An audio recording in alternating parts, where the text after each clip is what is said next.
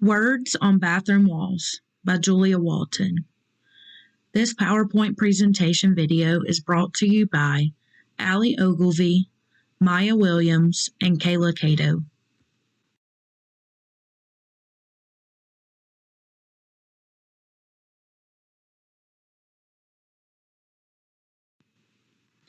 Let's take a moment to get to know our author. Julia Walton actually used to work in insurance, but she hated it so much she went on to receive an MFA in creative writing from Chapman University. Some quirky little details about her is that she loves avocado, sushi, her mother's meatloaf, and Cadbury eggs. She's afraid of snakes and hippos in that order, and she absolutely hates Netflix. She actually despises and tries to deter her daughter from watching them.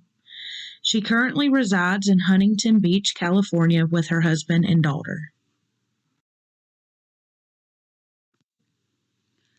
Words on Bathroom Walls is considered a diary fiction or a young adult novel that focuses on mental illness and awareness. The publisher is Random House Books for young readers, and the copyright date is July the 4th, 2017.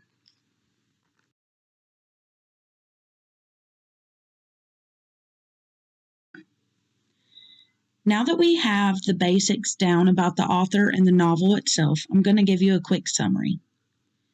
Words on Bathroom Walls is about a 16-year-old teen named Adam who was diagnosed with schizophrenia. Adam was diagnosed at the age of 8, and since his daily life has been filled with intrusive thoughts and people only he is aware of. After an embarrassing outburst, the book follows Adam as he attends a new school, St. Agatha's. Upon attending the school, he meets Maia, who is kind and determined, along with goofy yet faithful Dwight, who is in most of his classes. Throughout the story, their relationships blossom, all the while Adam is hiding his struggle with schizophrenia. Along with attending the new school, Adam also is taking an experimental drug called Tozaprex and has to report to a therapist who he refuses to speak to. This sets the format of the book and journal entries. These entries give readers more than a personal look into Adam's life, but also the struggles he faces daily with his mental illness.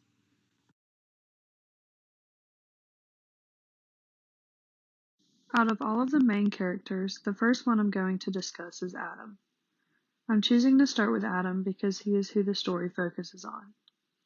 Adam is very blunt, and he's 16 years old, and he struggles with schizophrenia. At the age of 8, when he was diagnosed, his biological father abandoned him. Even though his father abandoned him, his mother stayed in the picture. She had a very good relationship with Adam, and you can tell throughout the story Adam tries to please his mom and just wants her to be happy. His mom did get remarried to Paul. Paul is Adam's stepdad and becomes the father of Adam's baby sister. At first, we can't really tell the relationship between Paul and Adam because it seems as though Paul might be scared of him. But as we read on, we see that Paul is in Adam's corner and is standing beside him through all of his struggles. Paul actually was the reason Adam got into St. Agatha's school, which is where the story truly starts. Adam transferred to St. Agatha as a last resort to get his diploma. At the school, he met his friend Dwight. Dwight was kind of a friend by force and wasn't really a choice. He was very talkative and kind of annoying to Adam in the beginning, but in the end, Dwight was a very big support system for Adam after the school learned about his illness. The main reason the school learned about his illness was by the character Ian. Ian was the book's antagonist, and he revealed Adam's disorder to everyone at the school during the dance by revealing a video of him that he secretly took of Adam having a breakdown. Another main character in this book that was a strong support system for Adam was Maia. Maia was Adam's girlfriend. She was a huge part of his journey and one of the reasons Adam wanted to be, quote, normal. Maia was very headstrong and ended up helping research a lot of things about his illness after the truth was revealed to the school.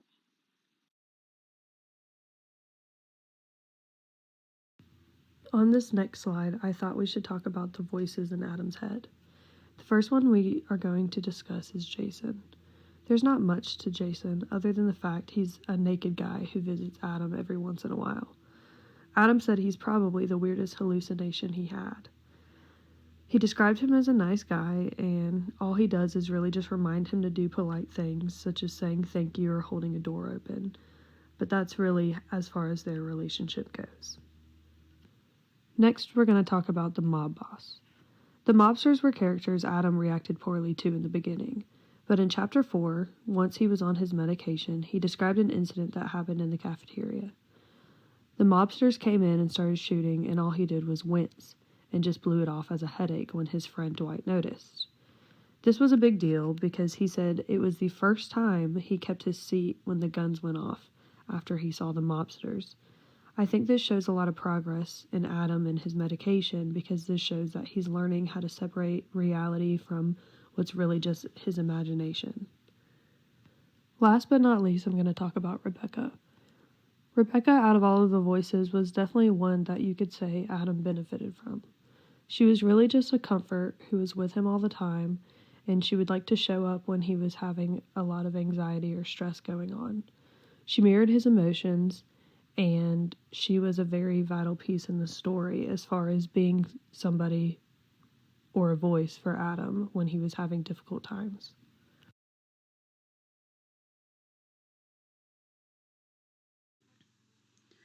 Let's dive into the crucial settings of the novel.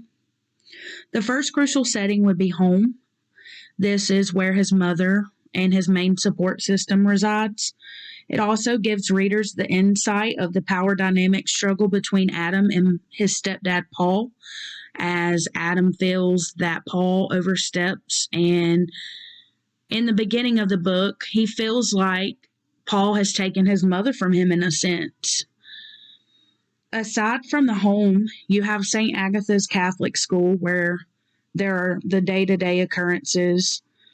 It also puts emphasis on the stigma around Adam's mental illness, as the last school he was embarrassed because of his outburst, and now there's this pressure on him that he feels like he has to hide who he really is to be accepted here. This is like his last resort for him to be able to go to culinary school, and so there's a lot on the line. The third crucial setting would be the therapist office. This is where Adam reports daily on the drug trial. This also is what sets the format of the book as a whole. The last and most important crucial setting, and I would say this is the one that is the most meaningful to the novel, is at the school dance. And this is where the book's antagonist, Ian, broadcasts Adam's condition in front of everyone at the school. So this impending doom that Adam has felt this whole time and the pressure to hide who he really is, it just like explodes in front of his face, in front of everyone.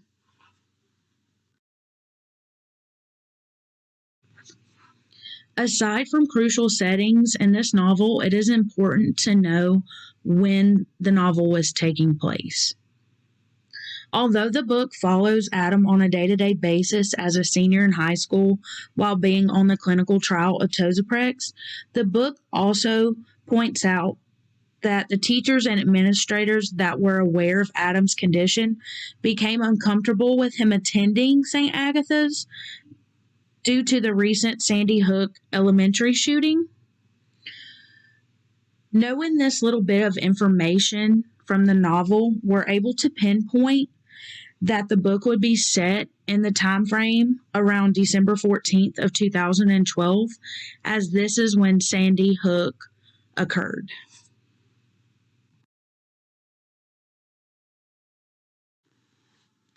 To fully understand a novel, it's important to understand the conflict. Aside from everyday teen struggles, Adam feels the need to hide his diagnosis due to the stigma around it. Adam constantly worries about losing control, and eventually the Tozoprex, like any drug, has unwanted side effects. As the story progresses, the side effects begin to amplify, and it is evident that he cannot hide his condition much longer. That is until the turning point. The turning point of the novel is when Ian exposes Adam's battle with schizophrenia at the school dance in front of everyone. Adam is then hospitalized and is convinced life as he knows it is over. That is until he realizes that Maia and Dwight are there to stay, even knowing the truth.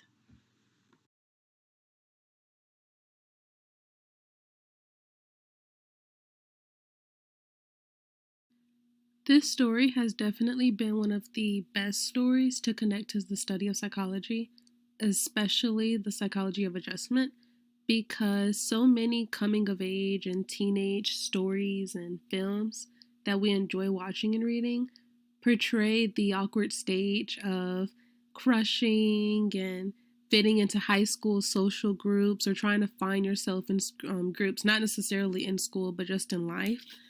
And many of those concepts that we have talked about throughout the semester connect to those typical coming of age issues, especially in our story with Adam.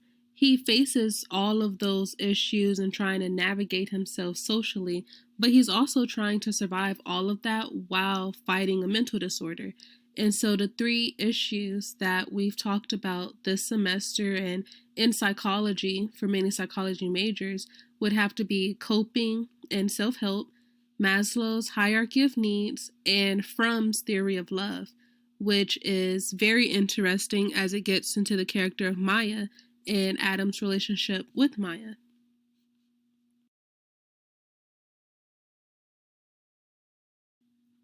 So, starting off with one of the most prominent connections between psychology and the book is Maslow's hierarchy of needs, because Maslow's theory and overall concept is that there are 5 basic categories of human needs and necessities that an individual would have to reach in order to fulfill all of the needs that they need in life. And so I do think it's pretty cool to read the book and see deeply into that, because watching the film, of course, we're able to see the actors and the actresses acting out the plot and kind of seeing how the story dives somewhat deeply into each part of the pyramid of the needs. But reading into the book and going deeper with the plot, I think it's pretty cool because we're able to see more character development in each chapter and seeing more so how he's changing throughout the story. And so starting at the bottom, he meets his physiological needs because he does live in a 2-parent household. Even with one being a step-parent, it's still a quote-unquote normal or stable household having 2 parents. He has access to mental health professionals, which would be his therapist, and pharmaceuticals, which is his medication. And not only does he have access, but he also has the privilege of having the access to have it adjusted to his needs. So it's not like he's just getting free medication and it's not really helping, but it doesn't matter.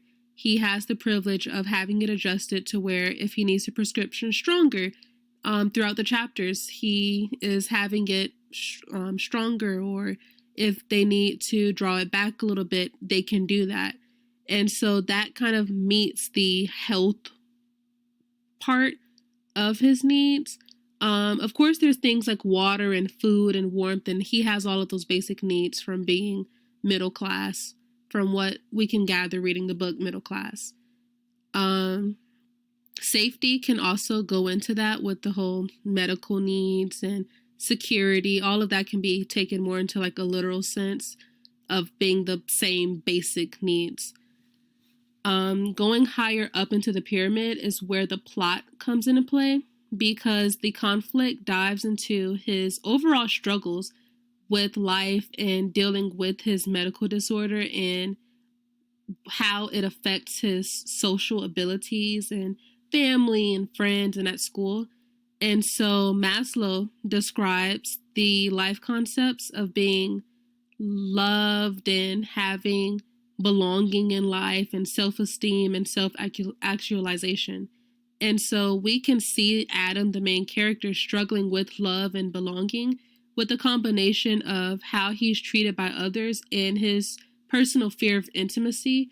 And so with how he's being treated by others, we can see how family members, such as his stepfather's mother, insulting him and kind of downplaying his sanity and calling him dangerous, which is a part of one of the main stigmas that affects people that struggle with mental health.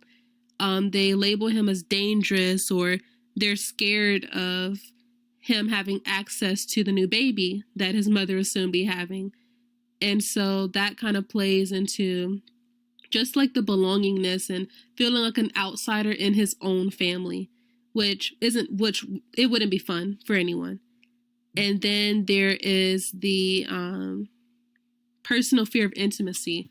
We see that come into play with Maia and how he's afraid of how she may think of him in the beginning of the story, when he didn't want to kind of come out about his condition, or just wanted to hide everything from her or a couple of friends, just people in school. It's not that he was embarrassed by it per se, but just more so afraid of what could come from opening up.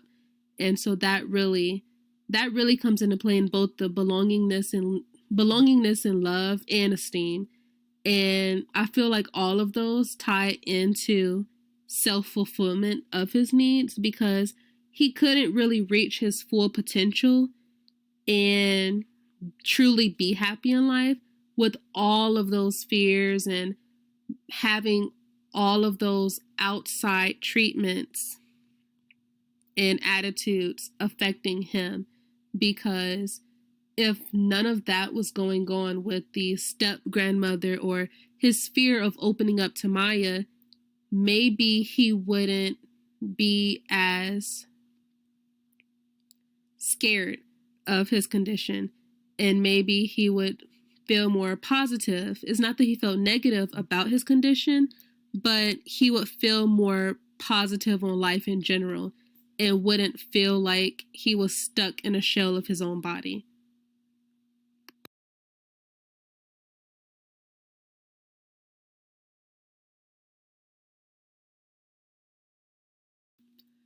So the next very strong connection between psychology and our story would have to be self-help and coping, which is extremely important to psychology, especially when we're discussing mental illnesses or just mental health in general, because there's stress, there's so many different disorders that could cause stress, and we always want to talk about what can an individual do to help themselves, because there's therapy and medication, which Adam uses throughout the novel, but we still want to figure out what a person can find enjoyment in doing.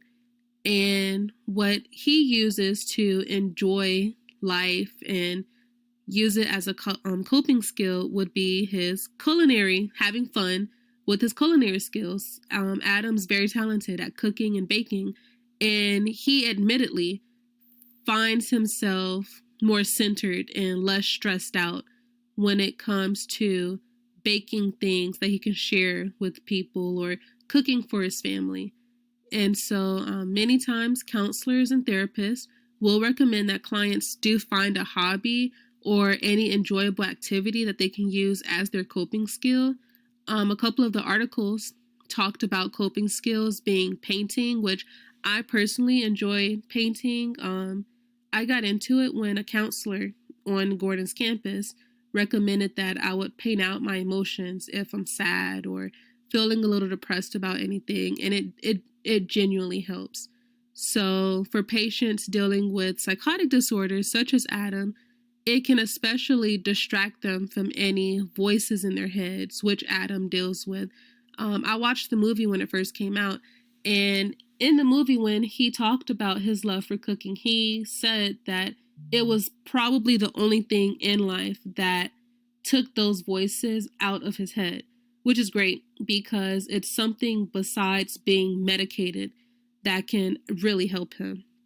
And so, according to one of the articles, which was a study done by Dove Medical Press, The patients that were displaying positive coping strategies, such as cooking, did have a higher quality of life, as opposed to those that did not have positive coping strategies. They had more negative coping strategies, such as smoking, or they didn't have a coping strategy at all.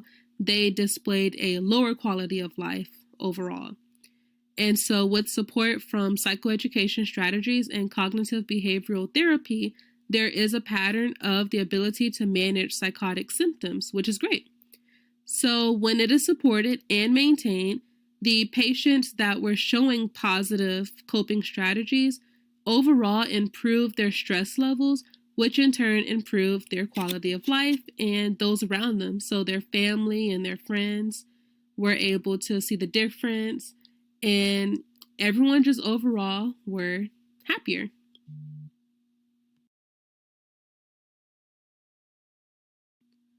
The last theory to psychology that can connect to this book would have to be Fromm's theory of love. It's probably a cliche sort of connection, but it does make sense considering that our novel is a teen love story. So we did briefly discuss Fromm in the optional resources tab on D2L, and his specific theory of love actually came from The Art of Loving, which was touched on in Introduction of Psychology. So just thought it was pretty cool to find this connection since it's still a psychology course. According to The Art of Loving, the act of loving and opening yourself to be loved is caring and having a firm desire to promote the growth of all the people that we love, which is shown as Adam is constantly battling his love for himself and love for family, friends, and Maia, which they eventually professed to each other.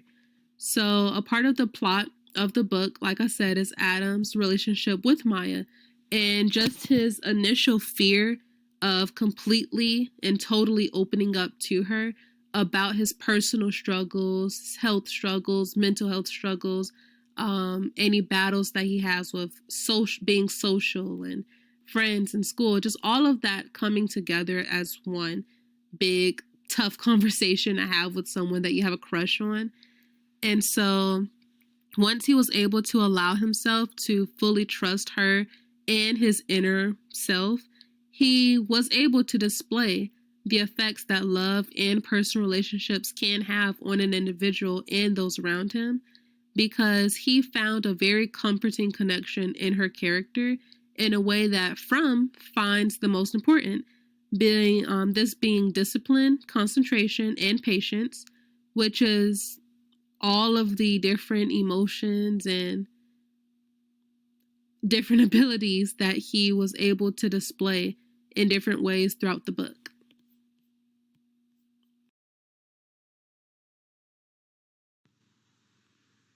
In conclusion, Words on Bathroom Walls puts emphasis on mental health literacy as well as the stigma around it.